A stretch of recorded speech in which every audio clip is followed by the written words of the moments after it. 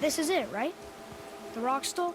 Aye, lad. The Council of Valkyries. The Valkyries are of Valhalla, are they not? Glad to see you're paying attention, brother. You are correct. Valhalla, the great hall of the Einherjar, is their home within Asgard. But while there, they are subject to the scrutiny of the All-Father himself. And relations between the Valkyries and Odin were tense during my tenure as his advisor. Why? Well, that's an even longer story, lad. For now, why don't we look around for some clues?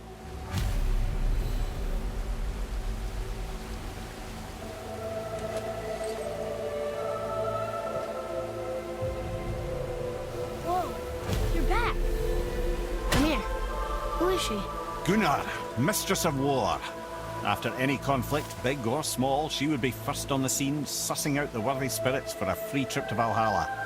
A gruesome task, but she took great pride in it. Any conflict. Impossible. It's true. She had help from her sisters, of course, but Gunnar was always first to arrive. Her judgment of the fallen was unparalleled, and an invaluable resource to Odin. She was one of his favorites.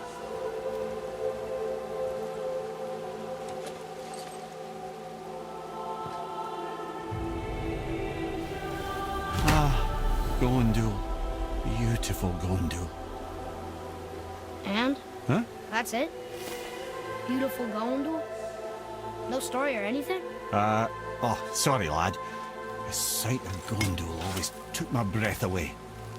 Gondul had a silver tongue, sharp wit, and struck a figure so stunning it literally drove men insane. Odin forbid her from setting foot in Midgard after a time, as insanity is not a welcome trait in Valhalla.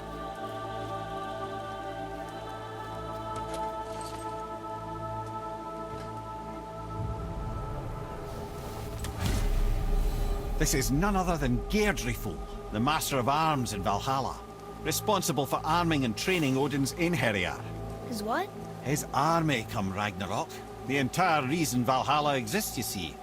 The Einherjar wait in the Great Hall endlessly, feasting, drinking, and fornicating themselves silly. Once Ragnarok begins, Odin calls them into service to fight on his behalf. Geirdriful had her hands full training that lot.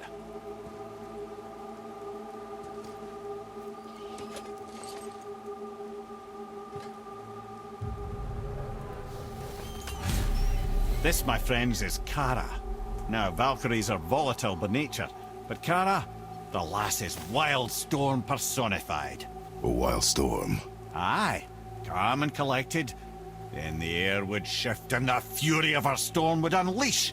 'Twas beautiful in a way, assuming you could find proper shelter. Her tears would cleanse the blood-soaked battlefields.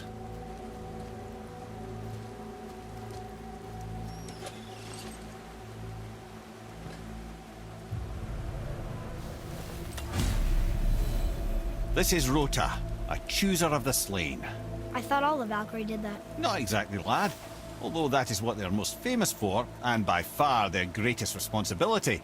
You've seen what happens to the dead without the judgment of the Valkyries. Hellwalkers. That's right. Rota, Gunnar, Skuld. Without them to clean up the aftermath of battle, hell overflows with souls meant for Valhalla. A sorry state of affairs. Rota must be beside herself.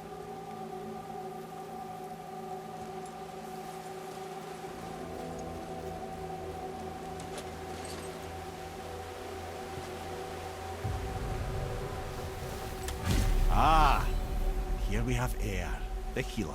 A Valkyrie healer? Strange. Eir was strange, as a matter of fact. Very quiet, very calm. Where her sisters were violent rapids, Eir was a gentle stream. She healed the wounds of both mortals and gods, and even a certain all-knowing sage who once drank too much and fell off a mountain. Not my proudest moment.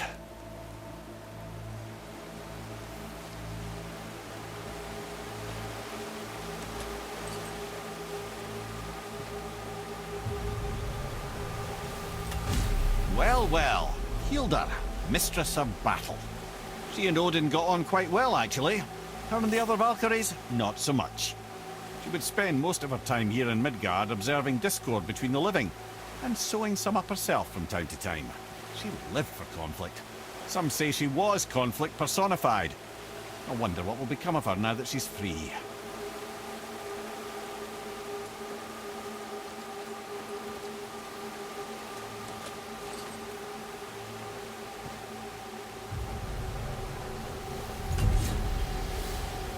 Olrun, once the daughter of a powerful chieftain.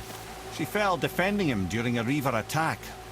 Olrun was escorted to Valhalla, where she chose to devote her afterlife to the pursuit of knowledge above all else. Quite unusual behaviour amongst the constant drinking and feasting of her fellow Valhallian denizens. How'd she end up a Valkyrie? Odin. He saw a kindred spirit in Olrun's single-minded pursuit of knowledge. He appointed her as the Valkyrie's resident historian.